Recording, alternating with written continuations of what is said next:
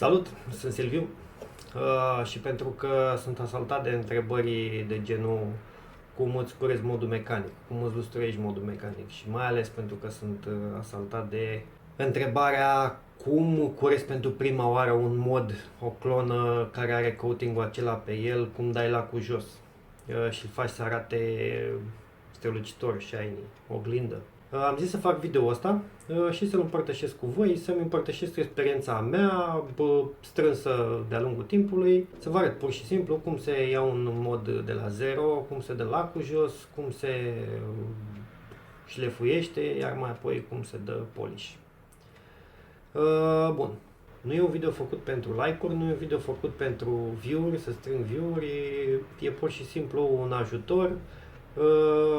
Este un video către care o să vă trimit pe toți care îmi puneți întrebarea asta și încerc să vă răspund și eu cât pot de mult, să vă ajute și pe voi.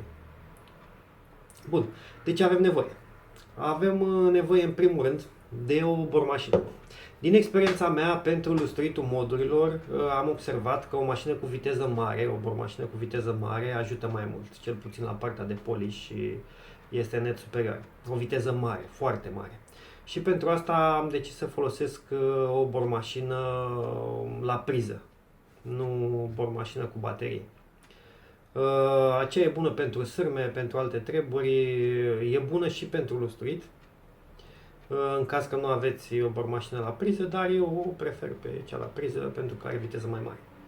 Mai aveți nevoie de un adaptor format din două piese, care se cheamă Magpie sau Collator, așa l-am cumpărat eu de la V-Person. Cred că îl mai au pe stoc, dacă nu îl găsiți voi de cumpărat. Cum spuneam, este format din două piese. Prima, piesa pentru mod. Este o piesă în care se înfiletează modul pe mufa 510, iar partea aceea groasă dinspre mâna mea se bagă în bormașină și așa reușim să prindem modul în bormașină fără să zgâriem și fără să riscăm să ne scape de acolo. Mai e piesa asta pentru atomizor, care practică același lucru, dar se prinde atomizorul de el. Are o mufă 510. În loc de acest adaptor, până să-l procur eu, am folosit un cartomizor vechi pentru mod, iar pentru atomizor am folosit un adaptor de la 510 la Ego. Nu știu dacă se mai găsește, e posibil la magazinele vechi să-l mai aibă pe stoc. După care, pentru dat coating-ul jos, lacul acela de pe mod, eu prefer să folosesc o vată de oțel, steel wool sau cam așa ceva se cheamă. Prefer să o folosesc pentru că este destul de abrazivă, dar nu suficient de abrazivă încât să lase zgârieturi mari pe mod, și este destul de flexibilă încât să încapă și în filete sau în părțile randalinate. În părțile randalinate sunt acelea mai zgronțuroase sau în părțile gravate de pe unele moduri. Este foarte ieftină, se găsește de cumpărat, nu știu de unde, eu am de mult. Dacă lustruiți un mod care nu are coating pe el, nu cred că aveți ce face cu ea decât la filete, cu mare grijă însă la modurile de cupru, pentru că curățarea filetelor cu lucruri abrazive duce la deteriorarea lor în timp, deoarece cupru este un metal foarte moale și imediat se poate deteriora filetul. Mai avem nevoie de șmirghel. Eu folosesc două tipuri de șmirghel sau două măsuri de șmirghel, două granulații. Un șmirghel de apă de 2000, granulație 2000 pentru prima șlefuire și șmirghel de apă de 3000 pentru a doua șlefuire. Mai avem nevoie de Sano multimetal, în care lăsăm modul după ce i-am dat coating-ul jos și l-am curățat, l-am spălat bine, l-am clătit. Îl lăsăm, îl îmbibăm în Sano, lăsăm acolo minim 10 minute pentru a înlătura impuritățile și oxizii. Și la sfârșit, pentru polish, mai avem nevoie de Autosol, care este un polish pentru metale moi. Eu l-am cumpărat după EMAG acum un an și ceva și vedeți, e aproape plin. Se folosește foarte puțin la lustruit. Nu cred că are dată de expirare, costă vreo 25 de lei, 30 de lei maxim, vi-l recomand. Sau o soluție mai bună decât autosolul, am observat eu, este această lavetă de la Cape Cod, sau Cape Cod se cheamă, care știu că în România se găsește la German Vape, dar nu prea o pe stoc niciodată. Amândouă dau luciul la fel de frumos, dau lustru, un polish, oglindă, atât la cupru cât și la lamă. Diferența este însă că autosolul, pe părțile gravate, lasă o negreală, fiind o pastă mai groasă, lasă o substanță neagră care se formează prin frecarea pastei de metalul modului sau al atomizorului. Substanța aceea neagră este destul de ușor de scos, dar necesită o muncă în plus, de frecat cu un prosop sau o cârpă mai pufoasă și înlăturarea substanței de acolo, deoarece dacă ajunge pe mâini și se întinde pe mod, îi strică. Și mai avem nevoie de lavete care ne trebuie pentru polish și care se murdăresc foarte repede, sunt consumabile, oricum sunt foarte ieftine în supermarket de cumpărat. Hai să vedem modul. Este o clonă de Able, este nouă, cu coating pe ea, are și părți randalinate, acestea sunt. Hai să trecem la treabă. M-am oprit în bucătărie pentru că în bucătărie fac toată treaba. Am nevoie de multă apă, mai ales pentru șlefuire. Șmeghelul acesta fiind de apă, șlefuiește numai sub jet de apă sau sub picătura de apă. Apa trebuie să curgă continuu pe el pentru a nu-l deteriora. Și bineînțeles am nevoie de apă pentru că necesită curățarea coatingului, necesită plătirea apoi ștergere, pentru că vata aceasta de oțel nu se folosește pe suprafețe ude, ci ele trebuie să fie uscate, cât mai uscate. Ok, am montat modul în bormașină, vedeți, cu ajutorul adaptorului. Nu vă speriați de zgomot, n-am ce-i face. Și începem să îl frecăm cu vata de oțel, vata metalică. Așa. Nu vă recomand să folosiți o viteză mare și să insistați. Și are și încă un sfat pentru modurile care au partea aceasta de sus, piesa de sus pe filet. Aveți mare grijă când porniți bormașina, când apăsați butonul bormașinei, să o luați foarte ușor și să nu apăsați pe mod, pentru că filetul acesta tinde să se strângă și au fost cazuri când nu s-a mai putut desface sau s-a putut desface foarte greu, modul având de suferit. Ținem vata pe el, începem ușor și îl frecăm.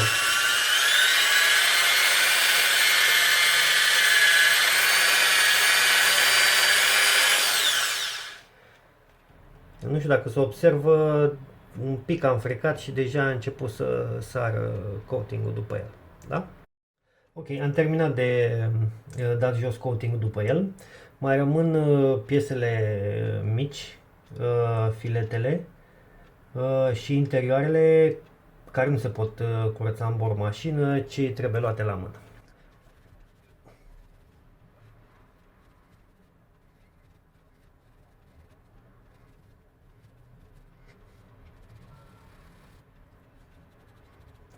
Părțile metalice care nu necesită lustruire și care nu pot fi curățate în bormașină pot fi foarte bine curățate de coating cu ajutorul unui dremel și a unei peri micuțe de sârmă, respectiv perie de sârmă de alamă. Să nu fie prea tare să deterioreze contactele.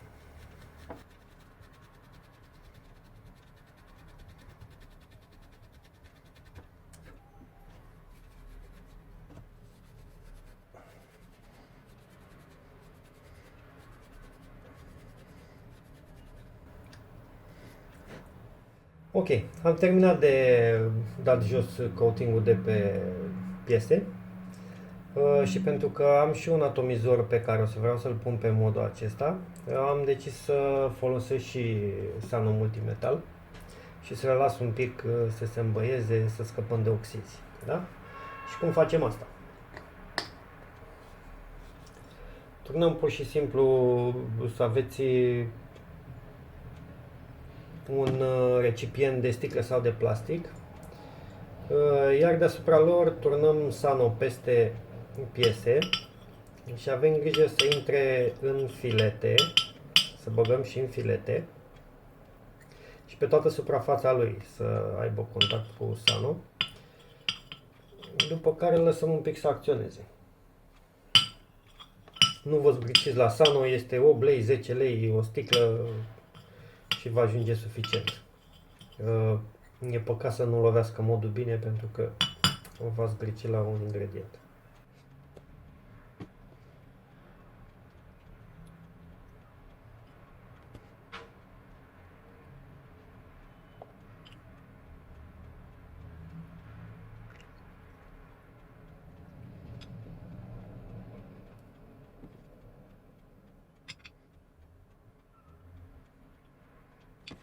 Ok, după ce am pus Sano pe el, îl lăsăm, v-am spus, minim 10 minute să acționeze. Să nu vă speriați că materialul schimbă culoarea, cel puțin cupru, asta este bine, tocmai scapă de oxizi. Ok, am curățat modul, l-am clătit de Sano. Aveți grijă să insistați bine cu buretele de vase la filete, pentru că Sano tinde să se lipească acolo, iar dacă nu-l clătiți bine, riscați să vă rămână filetele blocate sau cel puțin să vă chinuiți să le scoateți. După cum vedeți, modul arată cât de cât ok, se vede că nu mai are coating-ul pe el, nu cred că focusează chiar atât de bine, dar credeți-mă pe cuvânt. Nu mai are culoarea aia roșiatică pe care avea la început, are chiar culoarea cuprului. Cât despre atomizorul care arăta spre negru, acum vedeți că este super curat și nu necesită șmirghel, este un atomizor mai vechi care doar o să-l lustresc. Montăm modul. Eu când folosesc substanțe abrazive, evit să folosesc magnetul pe mod. Ăsta e un mod cu magneți, încă nu i-am făcut un arc, pentru că cel puțin la vata aceea de oțel rămâne lipită de mod. Se montează modul la loc.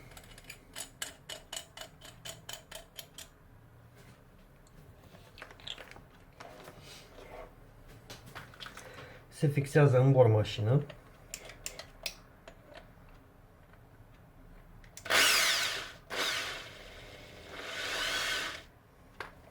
Așa.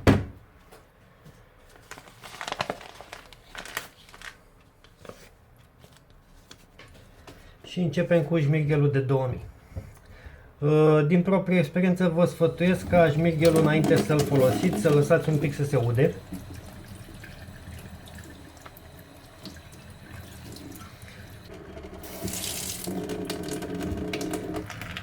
Lăsați apa să curgă într-un fir cât mai subțire.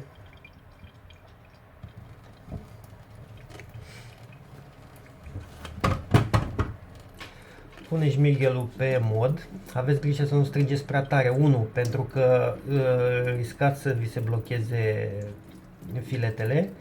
Și 2. Riscați ca șmirghelul să se lipească de mod și să vă răniți la mână, să vă suciți mâna. Și începem să șlefuim.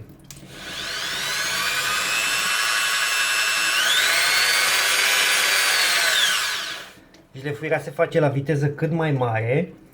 Plimbați șmirghelul longitudinal, ușor, și aveți grijă ca tot timpul apa să curgă. Gândiți-vă că șmirghelul, dacă nu are apă, se deteriorează și devine inutil. Am să opresc camera cât timp șlefuiesc cu șmirghel, pentru că fiind cu apă și rotație, e posibil să stropesc camera. Ok, am lustruit modul. I-am dat un oarecare luciu, am insistat pe suprafețele care sunt la vedere, pe modurile care au slivuri cum e și ăsta Able, cum e Limitless-ul. Nu insist pe partea unde stă sleeve-ul. Acolo trebuie doar un pic de sano pus să rămână fără oxizi, pentru că oxizi în general îi afectează conductivitatea și rețin și umiditatea și se răspândesc. Deci am insistat numai pe zonele care sunt la vedere. După ce l-am lustruit, l-am clătit bine și l-am uscat. Pentru faza de polish, modurile și atomizoarele trebuie uscate, să fie perfect uscate. Orice picătură de apă dăunează, vă spun din proprie experiență, dăunează polishului. Și acum o să-l montez.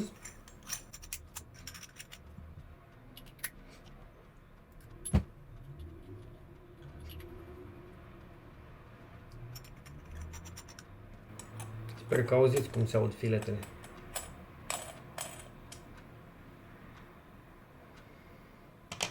Îl bag din nou în bormașină. L-am înfiletat. Și urmează primul polish. Cârpa asta este murdară. O să încep cu ea. Se pune un picuț, cam atât. Cam, cât să spun, cât o gumă de creion pe cârpă. După care se începe ușor și se întinde substanța pe toată suprafața. Și încet, încet se mărește viteza, iar această pastă, cât și Cape Cod-ul, prinde o culoare neagră în timpul lustruirii.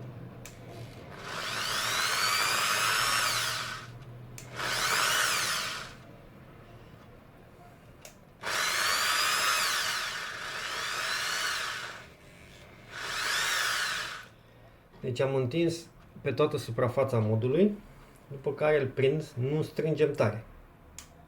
Și începem să lustruim. Să-i dăm polish.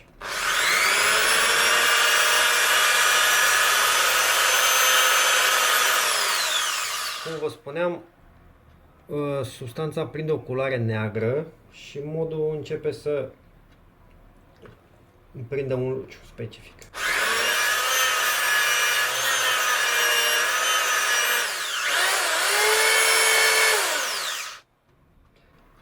După ce vedem că a prins un luciu care ne place, renunțăm la partea asta neagră, care s-a negrit de la lustruit, și căutăm o zonă mai curată, ca să îndepărtăm cât de multă pastă putem.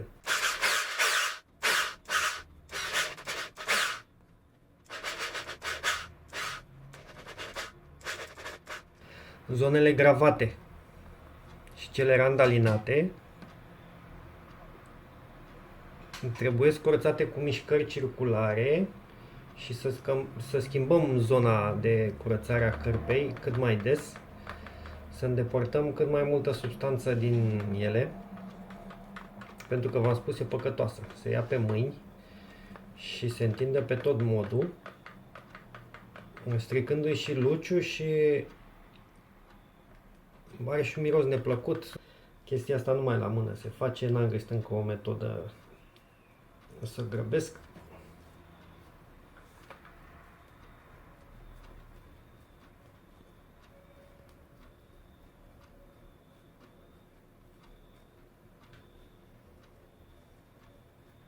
După ce am îndepărtat pasta, cât am putut eu de bine,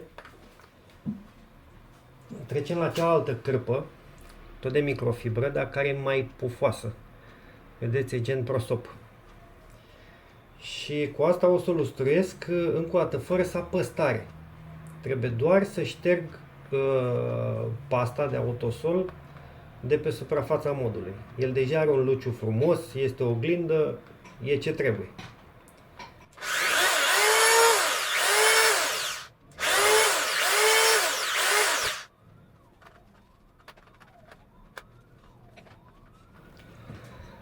Nu știu dacă se vede, dar uitați cum a ieșit. O să fac eu o poză să o pun în videoclip. Să vedeți cum e luciu perfect.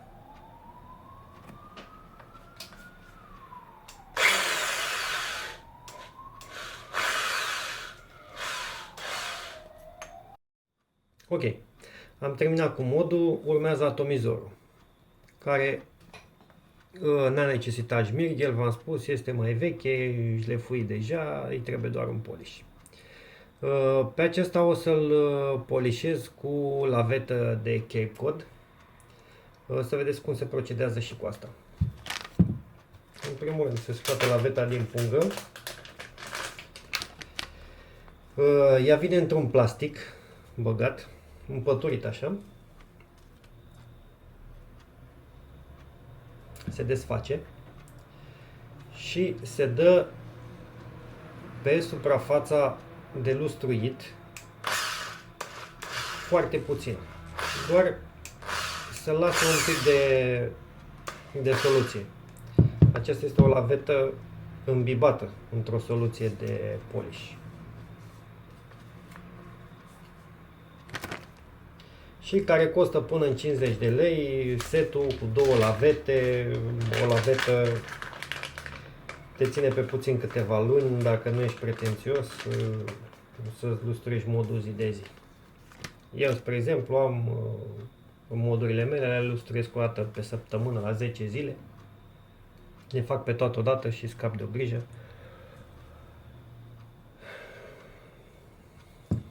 După ce am dat cu Cape Cod pe suprafața atomizorului, repetăm operația ca la mod. Și acesta aduce o culoare neagră pe atomizor.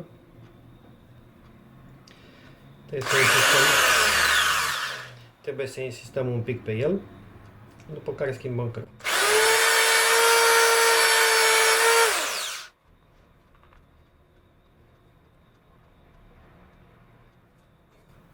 Și folosim cârpa mai pufoasă ca să definitivăm.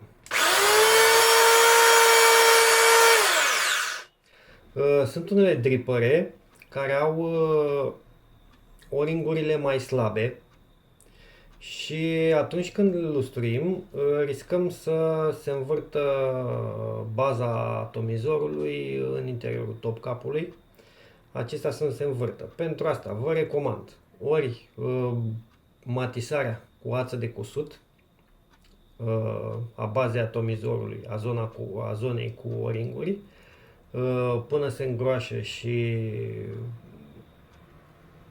topcapul stă ferm, sau dacă topcapul alunecă mai rar, atunci vă recomand să lăsați o-ringurile un pic umede. Cauciucul umed alunecă mai greu. Ok, atât a durat 3 minute și am făcut și atomizorul oglindă. O să le ansamblez și revin cu o imagine completă. Ok, am terminat de lustruit, cam asta a fost tot. A ieșit un mod care lucește oglindă. Are un luciu foarte curat și frumos. Toată operațiunea a durat 1 oră și 35 de minute. Ținând cont că am fost cu pornește filmarea, oprește filmarea, să zicem cam într-o oră se lustruiește pentru prima oară un mod. Pentru că partea cu înlăturarea coatingului durează ceva, cel puțin la părțile care trebuie executate manual, trebuie insistat, lumină multă, să vezi exact între filete dacă mai este coating. Din câte știu eu, treaba cu coating-ul se întâmplă numai la clone. Autenticele de cupru nu au coating, dar doar din câte știu eu. Nu garantez pentru astea, la alea nu trebuie înlăturat coating-ul, numai că cupru fiind de o calitate mai bună, oxidează mai repede și necesită o întreținere mai frecventă. Uitați-l cum arată, urmează să-i scot build-ul existent pentru că l-am băgat în Sano, iar eu nu folosesc build-ul dacă l-am băgat în Sano. Să-i pun alt build și o să e gata de vapat. Succes!